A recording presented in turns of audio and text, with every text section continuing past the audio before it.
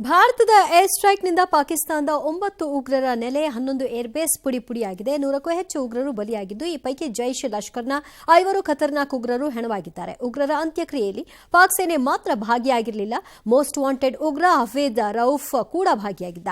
ಅವನ ಮುಂದಾಳತ್ವದಲ್ಲೇ ಅಂತ್ಯಕ್ರಿಯೆ ನೆರವೇರಿತ್ತು. ಅಮೆರಿಕ ಹಿಟ್ಲಿಸ್ಟ್ನ ಉಗ್ರ ಹಫೀಜ್ ರೌಫ್ ಇದ್ದಾನೆ. ಉಗ್ರರ ಅಂತ್ಯಕ್ರಿಯೆ ಪಾಕ್ ಮಿಲಿಟರಿ ಅಧಿಕಾರಿಗಳು ಭಾಗಿಯಾಗಿರುವ ಬಗ್ಗೆ ಬಿಜೆಪಿ ದಾಖಲೆಯನ್ನು ರಿಲೀಸ್ ಮಾಡಿದೆ. ಇನ್ನು ಪಾಕಿಸ್ತಾನದಲ್ಲಿರುವ ಎಲ್ಲ ಭಯೋತ್ಪಾದಕರು ಈಗ ಸಂಪೂರ್ಣ ಬದಲಾಗಿದ್ದಾರೆ, ಕಳಂಕ ಮುಕ್ತರಾಗಿದ್ದಾರೆ. ಈ ಪೈಕಿ ಹೆಚ್ಚಿನವರು ಧರ್ಮ ಗುರುಗಳಾಗಿದ್ದಾರೆ ಅಂತ ಪಾಕಿಸ್ತಾನದ ಸಚಿವ ಖವಾಜಾ ಆಸಿಫ್ ಹೇಳಿದ್ದಾನೆ. ಪಾಕ್ ಸೇನೆಗೆ ಜಯ ಸಿಕ್ಕಿದೆ ಅಂತ ಪಾಕ್ ಮಾಜಿ ಕ್ರಿಕೆಟಿಗ ಶಾಹಿದ್ ಅಫ್ರಿದಿ ಕರಾಚಿಯಲ್ಲಿ ವಿಜಯೋತ್ಸವ ರ್ಯಾಲಿಯನ್ನು ನಡೆಸಿದ್ದಾನೆ. ಈ ಮಧ್ಯೆ ನಾಳೆಯಿಂದ 10 ದಿನ ಬಿಜೆಪಿ ದೇಶಾದ್ಯಂತ ತಿರಂಗ ಯಾತ್ರೆಯನ್ನು ಹಮ್ಮಿಕೊಂಡಿದೆ. ಕಂತ್ರಿಗಳು ಒಪ್ಕೊಂಡಂಗೆ ಆಯ್ತಲ್ವಾ? ನಮ್ಮಲ್ಲಿ ಉಗ್ರರು ಇದ್ರು, ಈಗ ಧರ್ಮಗುರುಗಳಾಗಿದ್ದಾರೆ. ಅಂದ್ರೆ ಅವ್ರು ಇಷ್ಟು ದಿನ ದಾಳಿ ಮಾಡ್ತಾ ಇದ್ರು, ಈಗ ಧರ್ಮಗುರುಗಳಾಗ್ಬಿಟ್ಟು ಇನ್ನೊಂದಿಷ್ಟು ಜನರ ದಾಳಿ ಮಾಡಕ್ ಕಳಿಸ್ತಾರೆ. ಅದೇ ಅಲ್ವಾ ಈ ಕಚಡ ಕಂತ್ರಿ ಪಾಕಿಸ್ತಾನದ ಕೆಲಸ? ಅಸಹ್ಯ ಆಗಲ್ವೇನೋ? ನಿಮ್ಗೆ ಹೇಳಕ್ ನಾಚಿಕೆನೂ ಆಗಲ್ವೇನೋ ಈ ದೇಶಕ್ಕೆ? ಇನ್ನು ಪಾಕಿಸ್ತಾನ ಜೊತೆಗೆ ಕದನ ವಿರಾಮ ಘೋಷಿಸಿದ್ದಕ್ಕೆ ವಿದೇಶಾಂಗ ಇಲಾಖೆ ಕಾರ್ಯದರ್ಶಿ ವಿಕ್ರಮ್ ಮಿಸ್ರಿ ಬಗ್ಗೆ ಸೋಷಿಯಲ್ ಮೀಡಿಯಾದಲ್ಲಿ ಟ್ರೋಲ್ ಮಾಡಲಾಗ್ತಾ ಇದೆ. ಮಾಡಕ್ ಕೆಲಸ ಏನಿದೆ ಅವಕ್ಕೆ? ಅವಕ್ಕಂತೂ ಏನು ಕುಡಿದು ಹಾಕಕ್ಕಾಗಲ್ಲ, ಕಡದು ಗುಡ್ಡೆ ಹಾಕಕ್ಕೆ. ಕೆಲ ಕಿಡಿಗೇಡಿಗಳು ಮಿಸ್ರಿ ಪಾಕಿಸ್ತಾನ ಜೊತೆಗೆ ಒಪ್ಪಂದ ಮಾಡ್ಕೊಂಡಿದ್ದಾರೆ ಅಂತ ಮಗಳನ್ನು ಅನುಚಿತ ಪದಗಳಿಂದ ಟೀಕಿಸಿದ್ದಾರೆ. ಯಾರ್ಯಾರಿದ್ದಾರೆ ಅವ್ರನ್ನ ಹುಡುಕಿ ಅವ್ರನ್ನ ಒಳಗಡೆಗೆ ಹಾಕಬೇಕು. ಪಾಪ ತಮ್ಮ ಎಕ್ಸ್ ಖಾತೆಯನ್ನೇ ಬ್ಲಾಕ್ ಮಾಡಿದ್ದಾರೆ. ಜನ ಬೆಂಬಲವೂ ಕೂಡ ಸಿಕ್ಕಿದೆ. ಕಿಡಿಗೇಡಿಗಳ ವಿರುದ್ಧ ಕೆಂಡ ಕಾರ್ತಾ ಇದ್ದಾರೆ. ಕದನ ವಿರಾಮ ಟೀಕಿಸಿದವರಿಗೆ ನಿವೃತ್ತ ಸೇನಾ ಮುಖ್ಯಸ್ಥ ಜನರಲ್ ಎಂ ನರವಣೆ ತಿರುಗೇಟ್ ಕೊಟ್ಟಿದ್ದಾರೆ. ಯುದ್ಧ ಅನ್ನೋದು ರೊಮ್ಯಾಂಟಿಕ್ ಅಥವಾ ಸಿನಿಮ್ಯಾಟಿಕ್ ಅಲ್ಲ. ಕರೆಕ್ಟ್, ಅದು ಯುದ್ಧ ಅಂದರೆ ಬಾಲಿವುಡ್ನ ಸಿನಿಮಾ ಅಲ್ಲ, ಗಂಭೀರ ವಿಚಾರ. ಕೊನೆಯ ಆಯ್ಕೆ ಆಗಿರಬೇಕು ಯುದ್ಧ. ಒಂದೊಮ್ಮೆ ಅವಕಾಶ ಸಿಕ್ಕರೆ ನಾನು ಕೂಡ ಹೋಗ್ತೀನಿ ಅನ್ನೋದನ್ನು ನರವಣೆ ಅವರು ಹೇಳಿದ್ದಾರೆ. ಜೊತೆಗೆ ಅಭಿನಂದನೆ ಸಲ್ಲಿಸಿರುವಂಥ ಈಗ ಖರ್ಗೆ ಅವರು ಸೈನಿಕರಿಗೆ ದೇಶ ಮೊದಲು ಧರ್ಮ ನಂತರ ಪ್ರಜಾಪ್ರಭುತ್ವ ಉಳಿಬೇಕು ಅಂದಿದ್ದಾರೆ. ಈ ಮಧ್ಯೆ ಸರ್ವಪಕ್ಷ ಸಭೆ ಕರೆದು ಯುದ್ಧ ವಿರಾಮ ಘೋಷಿಸಬೇಕಾಗಿತ್ತಂತೆ. ಅಯ್ಯೋಯ್ಯೋಯ್ಯೋಯ್ಯೋ, ಹೌದಾ ಸರ್? ನಿಮ್ಮನ್ನು ಕರಿಬೇಕಾಗಿತ್ತು ಮಾನ್ಯ ಮುಖ್ಯಮಂತ್ರಿ ಸಿದ್ದರಾಮಯ್ಯನವರೇ. ಈ ಮಧ್ಯೆ ಅಮೆರಿಕ ಮಧ್ಯಸ್ಥಿಕೆಯಲ್ಲಿ ಕದನ ವಿರಾಮ ಅನ್ನೋದಕ್ಕಿಂತ ಪಾಕಿಸ್ತಾನಕ್ಕೆ ಮುಖಭಂಗ ಅಂತ ಕೇಂದ್ರ ಸಚಿವ ಕುಮಾರಸ್ವಾಮಿ ತಿಳಿಸಿದ್ದಾರೆ. ಹೇಳಬೇಕಾಗಿತ್ತು ಸಿದ್ದರಾಮಯ್ಯನವರು. 93,000 ಸೈನಿಕರನ್ನ ವಾಪಸ್ ಕಳಿಸ್ಕೊಟ್ಟಿದ್ರಲ್ಲ, ಅವತ್ತು ಯಾರನ್ನ ಸರ್ವಪಕ್ಷ ಸಭೆ ಕರೆದು ಕೇಳಿದ್ರ? ನಮ್ಮ POKನ ಅಲ್ಲಿಯವ್ರಿಗೆ ಕ್ಯಾಪ್ಚರ್ ಮಾಡ್ಕೊಂಡಾಗ್ಲೂ ಕೂಡ ಉತ್ತರ ಕೊಡಬೇಕಾಗಿತ್ತಲ್ಲ, ಅವಾಗ ಕೊಟ್ರ? ಯುದ್ಧ ಬೇಕು ಅಥವಾ ಬುದ್ಧ ಬೇಕು ಅಂತಕ್ಕಂಥ ಪ್ರಶ್ನೆ ನಮ್ಮ ಮುಂದಿದೆ. ನಮ್ಮ ದೇಶ ಒಂದಾಗಿರಬೇಕು, ಒಕ್ಕಟ್ಟಾಗಿರಬೇಕು. ದೇಶ ಉಳಿದ್ರೆ ನಾವೆಲ್ಲರೂ ಕೂಡ ಉಳಿತೇವೆ, ಬದುಕ್ತೇವೆ. ನಮ್ಮ ಬಿಫೋರ್ ದಿ ಸೀಜ್ ಫೈರ್ ಮಾಡೋಕ್ಕೆ ಮುಂಚಿತವಾಗಿ ಆಲ್ ಪಾರ್ಟಿ ಮೀಟಿಂಗು ಕರಿಬೇಕಾಗಿತ್ತು. ಜೊತೆಗೆ ಪಾರ್ಲಿಮೆಂಟ್ನು ಕೂಡ ಕರಿಬೇಕು. Credit should go to our army force. ಯಾರಿಗೂ ಇದು ಯಾವುದು ಪೊಲಿಟಿಕಲ್ ಇದೆ. ಅಮೆರಿಕ ಮಧ್ಯಸ್ಥಿಕೆಯಿಂದ ಕದನ ವಿರಾಮ ಅನ್ನೋದಕ್ಕಿಂತ ಹೆಚ್ಚಾಗಿ ಇವತ್ತು ಪಾಕಿಸ್ತಾನಕ್ಕಾದಂಥ ಮುಖಭಂಗ ಮತ್ತು ನಮ್ಮ ದೇಶದ ಸೈನಿಕರು ಪಾಕಿಸ್ತಾನಕ್ಕೆ ಸ್ವಲ್ಪ ನಡಕ ಉಂಟಾಗಿದೆ ಅಂತಕ್ಕಂಥದ್ದು ನಮ್ಮ ದೇಶದ ಒಂದು ಇಮೇಜು. ಯಾವುದೇ ಕಾರಣಕ್ಕೂ ಅದಕ್ಕೆ ಧಕ್ಕೆ ಬರಬಾರದು ಅಂತಕ್ಕಂಥ ರೀತಿಯಲ್ಲಿ ಪ್ರಧಾನಮಂತ್ರಿಗಳು ತೆಗೆದುಕೊಂಡಂಥ ನಿರ್ಧಾರ. ನಾವು ಈ ಸರ್ವಪಕ್ಷ ಸಭೆ ಕರೆಯಕ್ಕೆ ಹಾಗಿದ್ದಾಗ ಇಲ್ಲೂ ಕ್ರೆಡಿಟ್ ಬಗ್ಗೆ ಮಾತಾಡ್ತಾರೆ. ಯಾವ ಮನಸ್ಥಿತಿಗಳು ಇದೀವ ಅಂತ ನಮ್ಗೆ ಇನ್ನೂ ಅರ್ಥ ಆಗ್ತಿಲ್ಲ. ನಮ್ಗೆ ದೇಶದ ಈ ವಿಚಾರದಲ್ಲಿ ಕ್ರೆಡಿಟ್ಗಳು ಬೇಕಾ? ಸೇನೆಗೆ ಮಾತ್ರ ಹೋಗ್ಬೇಕಂತ ಯಾವ ಪಕ್ಷಕ್ಕೂ ಹೋಗ್ಬಾರ್ದು. ಏನ್ರಿ ಸಿದ್ದರಾಮಯ್ಯನವರೇ, ಮಾನ್ಯ ಮುಖ್ಯಮಂತ್ರಿ, ಒಂದು ರೆಪ್ಯುಟೇಷನ್ ಇದೆ, ನಿಮ್ಗೆ ಒಂದು ಗೌರವ ಇದೆ. ಇಂಥವೆಲ್ಲ ಹೇಳಿಕೆ ಕೊಟ್ಟು ಯಾರೋ ಸಣ್ಣವ್ರ ನಾಯಕರುಗಳಿಗೆ ಹೇಳಿಸ್ಬಿಡಿ. ಅದನ್ನು ನೀವು ಯಾಕೆ ಹೇಳಿ ನಿಮ್ಮ ರೆಪ್ಯುಟೇಷನ್ ಹಾಳು ಮಾಡ್ಕೊಳ್ತೀರಾ? ಆಯಿತು, ಇಲ್ಲಿ ವಿಧಾನಸೌಧದಲ್ಲಿ ಪಾಕಿಸ್ತಾನದ ಬಗ್ಗೆ ಘೋಷಣೆಯನ್ನು ಕೂಗಿದ್ರಲ್ಲ, ಅವಾಗ ಸರ್ವಪಕ್ಷ ಸಭೆ ಕರೆದಿದ್ರಾ? ಏನು ಮಾಡಬೇಕು ಇದ್ರ ಬಗ್ಗೆ ತೀರ್ಮಾನ ತಗೊಳ್ಳೋಕ್ಕೆ? ಏನು ಸರ್? ಇನ್ನು ಪಹಲ್ಗಾಮ್ ದಾಳಿ ಹಿಂದೆ ಪಾಕಿಸ್ತಾನದ ಕೈವಾಡ ಇರೋದಕ್ಕೆ ಮತ್ತಷ್ಟು ಸಾಕ್ಷ್ಯಗಳು ಲಭಿಸ್ತಾ ಇದೆ.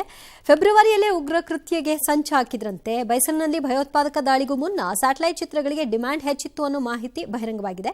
ಅಮೆರಿಕ ಮೂಲದ ಬಾಹ್ಯಾಕಾಶ ತಂತ್ರಜ್ಞಾನ ಕಂಪನಿಯಾದ ಮ್ಯಾಕ್ಸಾರ್ ಟೆಕ್ನಾಲಜೀಸ್ಗೆ ಪಾಕ್ನಿಂದ ಹೆಚ್ಚಿನ ಆರ್ಡರ್ ಬಂದಿತ್ತು. ಫೆಬ್ರವರಿ 2ರಿಂದ 12ರವರೆಗೂ ಹೆಚ್ಚಿನ ಆರ್ಡರ್ ಸಿಕ್ಕಿತ್ತು ಅನ್ನೋ ಸ್ಫೋಟಕ ಅಂಶ ಈಗ ಬಯಲಾಗಿದೆ. ಸೊ ಏನಿದು ಚಿತ್ರಕ್ಕೆ ಡಿಮ್ಯಾಂಡ್ ಅನ್ನುವಂಥದ್ದನ್ನು ಹೇಳ್ಬಿಡೋಣ. ಪಹಲ್ಗಾಮ್ ಬೈಸರನ್ ಅತ್ಯುತ್ತಮ ಸ್ಯಾಟಲೈಟ್ ಚಿತ್ರಕ್ಕೆ ಪಾಕ್ ಬೇಡಿಕೆಯನ್ನು ಇಟ್ಟಿತ್ತು. ಪ್ರತಿ ಸ್ಯಾಟಲೈಟ್ ಚಿತ್ರ ಬೆಲೆ 3 ಲಕ್ಷ ರೂಪಾಯಿ. ಗುಣಮಟ್ಟಕ್ಕೆ ತಕ್ಕಂತೆ ಚಿತ್ರದ ಬೆಲೆ ಹೆಚ್ಚಳ ಆಗುತ್ತೆ. ರಕ್ಷಣಾ ಸಂಸ್ಥೆ ಸೈನಿಕರ ಚಲನವಲನ, ಶಸ್ತ್ರಾಸ್ತ್ರ ಸ್ಥಾಪನೆ, ಮೂಲಸೌಕರ್ಯ ಅಭಿವೃದ್ಧಿ, ಗಡಿಯ ಅಕ್ರಮ ಚಲನವಲನ ಗಮನಿಸುವ ಬಳಕೆ, ಖಾಸಗಿ ಕಂಪನಿ ಮೂಲಕ ಉಗ್ರ ದಾಳಿಗೆ ಪಾಕ್ ಬಳಕೆ. So business systems international private limited ಮಾಲೀಕ ಒಬೈದುಲ್ಲಾ ಸೈಯದ್ಗೆ ಅಮೆರಿಕಾದಲ್ಲಿ ಫೆಡರಲ್ ಅಪರಾಧಿಗಳ ಇತಿಹಾಸ ಇದೆ. ಇದು ಆಕ್ಚುಲಿ ಬ್ಯಾನ್ ಆಗಿತ್ತು. ಇದೇನು business system international private limited ಇದ್ದಿಲ್ಲ, ಅಮೆರಿಕ ಬ್ಯಾನ್ ಮಾಡಿತ್ತು. ಪಾಕಿಸ್ತಾನದ ಅಣ್ವಸ್ತ್ರ ಸಂಸ್ಥೆಗೆ ಅಕ್ರಮವಾಗಿ ತಂತ್ರಜ್ಞಾನ ರಫ್ತು ಮಾಡಿದ್ದಕ್ಕಾಗಿ ಶಿಕ್ಷೆಗೊಳಗಾಗಿತ್ತು. ಇದೀಗ ಅಮೆರಿಕ ಮೂಲದ ಕಂಪನಿ ಜೊತೆಗೆ ಶಾಮೀಲಾಗಿ ಚಿತ್ರ ಪಡೆದು ದಾಳಿಗೆ ಸಂಚು ರೂಪಿಸಿರುವ ಸಾಧ್ಯತೆ ಇದೆ ಅಂತಾರೆ. ಇದು ಹೇಗೆ ಅಂತಂದ್ರೆ ವರ್ಕ್ ಆಗೋದು, ಫಾರ್ ಎಕ್ಸಾಂಪಲ್ ನನ್ನೊಂದು ಕಂಪನಿ ಇದೆ, ನನ್ನೊಂದು ಸ್ಯಾಟಲೈಟ್ ಕಂಪನಿ ಇದೆ. ನೀವು ನನ್ನ ಹತ್ರ ಕೇಳ್ತಾ ಇದ್ರೆ ನಂಗೆ ಇಮೇಜ್ ಬೇಕು ಅಂತೇಳಿ, ನೀವು ನಂಗೆ ಅಮೌಂಟ್ ಕೊಟ್ಟರೆ ನಾನು ಕೊಡ್ತೀನಿ. ಬಟ್ ಏನಕ್ಕೆ ಡೌಟ್ ಏನಿಲ್ವಾ? ಏನು ಇಲ್ಲ, ಕಾಸು ಅಷ್ಟೇ. ಈ mister show of man Trump first ಈ ಪ್ರೈವೇಟ್ ಸ್ಯಾಟಲೈಟ್ಗಳನ್ನು ಹೊಂದಿರುವಂತ ಈ ಸಂಸ್ಥೆಗಳಿಗೆ ಮೊದಲು ಬುದ್ಧಿ ಹೇಳಿ. ಯಾವನು ಕೇಳ್ತಾ ಇದ್ದಾನೆ, ಯಾತಕ್ಕೋಸ್ಕರ ಕೇಳ್ತಾ ಇದ್ದಾನೆ, ಎಲ್ಲಿದ್ ಕೇಳ್ತಾ ಇದ್ದಾನೆ, ಅದ್ರ ಹಿನ್ನೆಲೆ ಏನು ಅನ್ನೋದನ್ನ ಕೇಳಕ್ ಹೇಳಿ ಮಿಸ್ಟರ್ ಟ್ರಂಪ್. ದೇಶದಲ್ಲಿ ಇಲ್ಲಿ ಬಂದು ಪುಂಗಿ ಓದೋದಲ್ಲ, ನಾನು ಅಣ್ವಸ್ತ್ರ ದಾಳಿಯನ್ನು ನಿಲ್ಲಿಸ್ಬಿಟ್ಟೆ ಅಂತೇಳಿ. ನಿಮ್ಮ ದೇಶದಲ್ಲಿರುವಂತಹ ಈ ಕಂಪನಿ ಇದೆಲ್ಲ ಮಾಡಿರುವಂತ ಕೆಲಸ ಇದು. ಕಾಸು ಕೊಟ್ಬಿಟ್ರೆ ಯಾವನಿಗಾದ್ರೂ 30 ಮೀಟರ್ ವರೆಗೂ, ದಿವ್ಯಾ 30 ಮೀಟರ್ ವರೆಗೂ ಕೂಡ ನಿಮಗಿರುವಂತ ಹತ್ತಿರದಲ್ಲಿರುವಂತ ಜಾಗವನ್ನ ಏನ್ ನಡೀತಾ ಇದೆ ಅನ್ನೋದನ್ನ ಪೂರ್ತಿಯಾಗಿ ಕೊಡ್ತಾರೆ. ದುಡ್ಡು ಕೊಟ್ರೆ ಸಾಕು. ಇದು ಹೆಂಗಿತ್ತು ಅಂದ್ರೆ ಕಳೆದ 2024ರಲ್ಲಿ ಆಲ್ಮೋಸ್ಟ್ ಆಲ್ ಒಂದು 3-4 ತಿಂಗಳು ಕಂಟಿನ್ಯೂಸ್ ಆಗಿ ಕೇಳಿದ್ದಾರೆ ಹೇಗಿದೆ ಚಲನವಲ್ಲ ಅಂತೇಳಿ. 3-4 ತಿಂಗಳು ಮತ್ತೆ ಗ್ಯಾಪ್ ಕೊಟ್ಟಿದ್ದಾರೆ. ತದನಂತರ ಈ ತಿಂಗಳಲ್ಲಿ ಫೆಬ್ರವರಿಯಲ್ಲಿ ಏನಾಗಿದೆ ಅಂತ ಎಲ್ಲ ಇಮೇಜಸ್ಗಳನ್ನ ಮತ್ತೆ ಜಾಸ್ತಿ ಕೇಳಿದ್ದಾರೆ. ಅವಾಗಲಾದ್ರೂ ಗೊತ್ತಾಗಬೇಕಾಗಿತ್ತಲ್ಲ ಯಾಕೆ ಕೇಳ್ತಾ ಇದೆ ಅಂತೇಳಿ. ವೆರಿ ಸ್ಯಾಡ್ ಅದು. ಇನ್ನು ಭಾರತ ಪಾಕಿಸ್ತಾನ ನಡುವಿನ ಉದ್ವಿಗ್ನತೆಯಿಂದ ಬಂದ್ ಮಾಡಲಾಗಿದ್ದ ದೇಶದ 32 ವಿಮಾನ ನಿಲ್ದಾಣಗಳು ಪುನರಾರಂಭಗೊಂಡಿವೆ. ಏರ್ಪೋರ್ಟ್ಗಳು ಮತ್ತೆ ಕಾರ್ಯಾರಂಭ ಮಾಡುವಂತೆ ವಾಯುಸೇನೆ ಸೂಚಿಸಿದೆ. ಯುದ್ಧಾತಂಕ ಈಗ ನಡುವೆ ಮೇ 7ರಿಂದ ಮೇ 15ರವರೆಗೆ ತಾತ್ಕಾಲಿಕವಾಗಿ ಬಂದ್ ಮಾಡುವಂತೆ ಸೂಚಿಸಲಾಗಿತ್ತು. ಸದ್ಯ ಕದನ ವಿರಾಮ ಹಿನ್ನೆಲೆಯಲ್ಲಿ ಅಮೃತ್ಸರ್, ಚಂಡೀಗಢ, ಶ್ರೀನಗರ ಸೇರಿದಂತೆ 32 ಏರ್ಪೋರ್ಟ್ಗಳು ಹಾರಾಟಕ್ಕೆ ಮುಕ್ತವಾಗಿವೆ. ಶ್ರೀನಗರವನ್ನು ಹೊರತುಪಡಿಸಿದರೆ 32 ವಿಮಾನ ನಿಲ್ದಾಣಗಳನ್ನು ತೆರೆಯುವಂತೆ ಭಾರತೀಯ ವಾಯುಪಡೆ ಅಧಿಕಾರಿಗಳು ಸೂಚನೆ ನೀಡಿದ ಬಳಿಕ ವಿಮಾನ ನಿಲ್ದಾಣ ಪ್ರಾಧಿಕಾರ ಸಂಬಂಧಪಟ್ಟ ವಿಮಾನ ನಿಲ್ದಾಣಗಳಿಗೆ ಸೂಚನೆ ಕೊಟ್ಟಿದ್ದಾರೆ. ನಾಗರಿಕ ವಿಮಾನಗಳ ಸಂಚಾರಕ್ಕೂ ಕೂಡ ಏರ್ಪೋರ್ಟ್ಗಳು ಮುಕ್ತವಾಗಿವೆ. ಈ ಮಧ್ಯೆ ಭಾರತೀಯ ಸೇನೆಯಲ್ಲಿ ಸೇವೆ ಸಲ್ಲಿಸ್ತಾ ಇರುವ ಕುಟುಂಬಕ್ಕೆ ಆಂಧ್ರಪ್ರದೇಶ ಸರ್ಕಾರ ಆಸ್ತಿ ತೆರಿಗೆಯಲ್ಲಿ ವಿನಾಯಿತಿ ನೀಡುವ ಮಹತ್ವದ ಘೋಷಣೆ ಮಾಡಿದೆ. Very good. ಸೇನೆಯಲ್ಲಿರುವ ಸೈನಿಕರಿಗೆ ಗೌರವ ಹಾಗೂ ಕೃತಜ್ಞತೆಯ ಸಂಕೇತವಾಗಿ ಈ ನಿರ್ಧಾರ ತೆಗೆದುಕೊಳ್ಳಲಾಗಿದೆ ಅಂತ ಆಂಧ್ರ ಡಿಸಿಎಂ ಪವನ್ ಕಲ್ಯಾಣ್ ಎಕ್ಸ್ನಲ್ಲಿ ಪೋಸ್ಟ್ ಮಾಡಿದ್ದಾರೆ. ಪಾಕಿಸ್ತಾನದ ಅಟ್ಟಹಾಸಕ್ಕೆ ಗಡಿ ಗ್ರಾಮದ ಜನರ ಬದುಕು ಬೀದಿ ಪಾಲಾಗಿದೆ. ಈ ಬಗ್ಗೆ ನಮ್ಮ ಪ್ರತಿನಿಧಿ ಶಬೀರ್ ಜೊತೆ ಅವರು ನೋವನ್ನ ತೋಡ್ಕೊಂಡಿದ್ದಾರೆ, ನೋಡಿ. ಉರಿ ಸೆಕ್ಟರ್ನಲ್ಲಿರುವಂತಹ ಸಾಕಷ್ಟು ಗ್ರಾಮಗಳ ಮೇಲೆ ದಾಳಿ ಆಗ್ತಾ ಇದೆ. ಮುಖ್ಯವಾಗಿ ಲಗಾಮ ಅನ್ನುವಂತಹ ಗ್ರಾಮದಲ್ಲೂ ಕೂಡ ಸಾಕಷ್ಟು ಮನೆಗಳಿಗೆ ಹಾನಿಯಾಗಿದೆ. ಇವತ್ತು ಪಬ್ಲಿಕ್ ಟಿವಿ ಲಗಾಮ ಅನ್ನುವಂತಹ ಗ್ರಾಮದಲ್ಲಿದೆ. ಇಲ್ಲಿ ಕೆಲವು ಮನೆಗಳ ಚಿತ್ರಣವನ್ನು ಕೂಡ ನಿಮಗೆ ತೋರಿಸ್ತೀನಿ. ಇಲ್ಲಿ ಗಮನಿಸಬಹುದು ನೀವು ಶೆಲ್ಗಳು ಹೇಗೆ ಬಂದು ಬಿದ್ದಿದ್ದಾವೆ ಈ ಮನೆಗಳಿಗೆ ಮೇಲೆ ಅನ್ನುವಂಥದ್ದನ್ನು ನೋಡಿ. ಈ ಶೆಲ್ ಲ್ಯಾಂಡ್ ಆಗಿರುವಂಥದ್ದು ಕಿಲೋಮೀಟರ್ಗಳ ದೂರದಲ್ಲಿ, ಆದರೆ ಅದರ ತುಣುಕುಗಳು, ಅದರ ಅವಶೇಷಗಳು ಈ ಮನೆಯವರೆಗೂ ಕೂಡ ಬಂದು ತಲುಪಿರುವಂಥದ್ದು. ಇಡೀ ಮನೆಯನ್ನ ಧ್ವಂಸ ಮಾಡುವಂತ ಕೆಲಸಗಳು ಕೂಡ ಆಗಿರುವಂಥದ್ದು. ಇಡೀ ಮನೆ ನಾಶ ಆಗಿ ಹೋಗಿದೆ. ಲಗಾಮ ಗ್ರಾಮದ ಮನೆಯ ಚಿತ್ರಣವನ್ನ ಕೂಡ ನೀವು ಗಮನಿಸ್ತಾ ಇದ್ದೀರಿ. ನೋಡಿ, ಮನೆಗೆ ಬಂದು ಈ ಒಂದು ಶೆಲ್ಗಳು ಬಡಿತಾ ಇದ್ದಂತೆ ಮನೆಯ ಮುಖ್ಯ ದ್ವಾರ ಏನಿದೆ, ಆದ ಮನೆಯ ಮುಖ್ಯ ದ್ವಾರದ ಇಡೀ ಬಾಗಿಲಲ್ಲಿರುವಂಥ ಗ್ಲಾಸ್ಗಳೆಲ್ಲವೂ ಕೂಡ ಒಡೆದು ಪುಡಿ ಪುಡಿಯಾಗಿರುವಂಥದ್ದನ್ನು ನೀವು ನೋಡ್ತಾ ಇದ್ದೀರಿ. ಎಲ್ಲ ಕಡೆಯೂ ಕೂಡ ಸಾಕಷ್ಟು ಹಾನಿಯಾಗಿದೆ. ನೋಡಿ, ಮನೆಯ ಗೋಡೆಗಳು ಬಿರುಕು ಬಿಡುವಂತಹ ಪರಿಸ್ಥಿತಿಗೆ ಈ ಶೆಲ್ಗಳ ದಾಳಿ ಆಗಿರುವಂಥದ್ದು. ಮೇಲೆ ಸಾಮಾನ್ಯವಾಗಿ ಶೀಟ್ ಇರುವಂಥ ಮನೆಗಳು, ಆ ಶೀಟ್ ಇರುವಂಥ ಮನೆಗಳ ಪರಿಸ್ಥಿತಿ ಕೂಡ ಹೇಗಿದೆ ಅನ್ನುವಂಥದ್ದನ್ನು ಕೂಡ ನೀವು ಗಮನಿಸ್ತಾ ಹೋಗ್ಬೋದು. ಶೆಲ್ ದಾಳಿ ಆಗ್ತಾ ಇದ್ದಂತೆ ಮನೆಯ ಶೀಟ್ ಏನಿದೆ, ಚಾವಣಿ ಏನಿದೆ, ಅದು ಕಿತ್ಕೊಂಡು ಹೋಗಿದೆ. ಈಗ ಮನೆ ಸೋರುವಂಥ ಸನ್ನಿವೇಶಗಳು ಕೂಡ ನಿರ್ಮಾಣ ಆಗಿದ್ದಾವೆ. ಈಗ ಮಳೆ ಬರ್ತಾ ಇದೆ, ಸೊ ಇಡೀ ಮನೆ ಭಾಗಶಃ ಹಾನಿಯಾಗಿರುವಂಥದ್ದು ಕೂಡ ಇಲ್ಲಿ ಗಮನಿಸ್ತಾ ಇದ್ದೀವಿ ನಾವು. ಭಾಳಷ್ಟು ಆತಂಕದಲ್ಲಿ ಇಲ್ಲಿಯ ಜನರು ಜೀವನವನ್ನು ಮಾಡ್ತಿದ್ದಾರೆ. ಕ್ಯಾಮ್ರಾ ಪರ್ಸನ್ ಜಿತೇಂದ್ರ ಕುಮಾರ್ ಜೊತೆ ಶಬ್ಬೀರ್ ನಿಡಗುಂದಿ, ಪಬ್ಲಿಕ್ ಟಿವಿ, ಲಗಾಮ.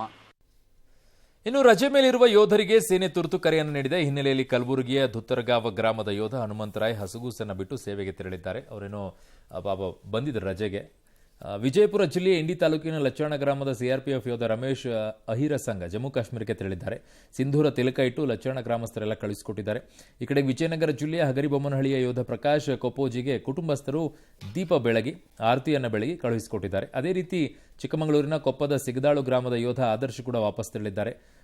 ಈ ಕಡೆಗೆ ಸಹೋದರನ ಅಂತ್ಯಕ್ರಿಯೆಗೆ ಬಂದಂಥ ಕಲಬುರಗಿ ಅಲ್ಲೂರು ಗ್ರಾಮದ ಬಸವರಾಜ್ ಯಾದಗಿರಿ ಸಂಬಂಧಿಕರ ಮನೆಗೆ ಬಂದಿದ್ರು. ಈ ವೇಳೆ ಸಂಬಂಧಿಕರು ಅದ್ದೂರಿಯಾಗಿ ಬೀಳ್ಕೊಟ್ಟಿದ್ದಾರೆ.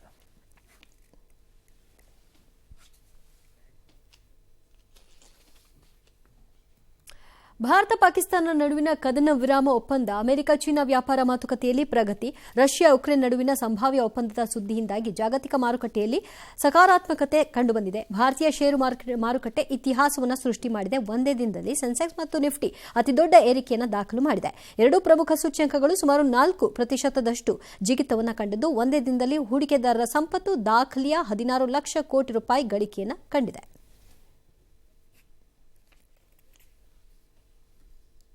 ಇನ್ನು ಹಿಟ್ಮ್ಯಾನ್ ರೋಹಿತ್ ಶರ್ಮಾ ಟೆಸ್ಟ್ ಕ್ರಿಕೆಟ್ಗೆ ನಿವೃತ್ತಿ ಘೋಷಿಸಿದ ಬೆನ್ನಲ್ಲೇ ಈಗ run machine Virat Kohli test ಕ್ರಿಕೆಟ್ಗೆ ದಿಢೀರ್ ಅಂತ ನಿವೃತ್ತಿ ಘೋಷಿಸಿದ್ದಾರೆ. 36 ವರ್ಷದ ವಿರಾಟ್ ಕೊಹ್ಲಿ ಟೆಸ್ಟ್ ಕ್ರಿಕೆಟ್ಗೆ ವಿದಾಯ ಘೋಷಣೆ ಮಾಡಿದ್ದಾರೆ. ಈ ಬಗ್ಗೆ ಸಾಮಾಜಿಕ ಜಾಲತಾಣದಲ್ಲಿ ವಿರಾಟ್ ಮಾಹಿತಿಯನ್ನು ಹಂಚಿಕೊಂಡ್ರು. ತುಂಬಾ ಜನರಿಗೆ ಬೇಸರ ಆಗ್ಬಿಟ್ಟಿದೆ, ಇನ್ನೊಂದು ಸ್ವಲ್ಪ ಆಡಬೇಕಾಗಿತ್ತು ಅಂತ ಹೇಳಿ. ಸೊ ಟೆಸ್ಟ್ ಕ್ರಿಕೆಟ್ ಆಡಲು ಆರಂಭಿಸಿದ 14 ವರ್ಷ ಆಗಿದೆ. ಪ್ರಾಮಾಣಿಕವಾಗಿ ಈ ಸ್ವರೂಪ ನನ್ನನ್ನು ಇಷ್ಟು ಎತ್ತರಕ್ಕೆ ಕರೆದೊಯ್ಯುತ್ತೆ ಅಂತ ಊಹಿಸಿರಲಿಲ್ಲ. ನನ್ನನ್ನು ಪರೀಕ್ಷಿಸಿದೆ, ನನ್ನನ್ನು ರೂಪಿಸಿದೆ ಮತ್ತು ನಾನು ಜೀವನ ಪರ್ಯಂತ ಸಾಗಿಸುವ ಪಾಠಗಳನ್ನು ಕಲಿಸಿದೆ. ಶಾಂತವಾದ ಜಂಜಾಟ, ದೀರ್ಘ ದಿನಗಳು, ಯಾರೂ ಕೂಡ ನೋಡದ ಸಣ್ಣ ಕ್ಷಣಗಳು ಕೂಡ ನಿಮ್ಮೊಂದಿಗೆ ಶಾಶ್ವತವಾಗಿ ಉಳಿಯುತ್ತೆ ಅಂದಿದ್ದಾರೆ. ನಾನು ಟೆಸ್ಟ್ ಮಾದರಿಯಿಂದ ದೂರ ಸರಿಯುವ ನಿರ್ಧಾರ ಕೈಗೊಂಡಿದ್ದು ಅಷ್ಟು ಸುಲಭವಾಗಿರಲಿಲ್ಲ, ಆದರೆ ಅದು ಸರಿ ಅಂತ ಅನಿಸ್ತಾ ಇದೆ ಅಂತ ಮಾಹಿತಿಯನ್ನು ಹಂಚಿಕೊಂಡಿದ್ದಾರೆ.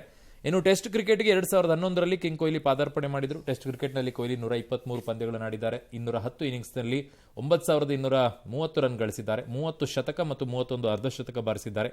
ಟೆಸ್ಟ್ನಲ್ಲಿ 254 ರನ್ ಅವರ ವೈಯಕ್ತಿಕ ಗರಿಷ್ಠ ಸ್ಕೋರ್ ಆಗಿತ್ತು.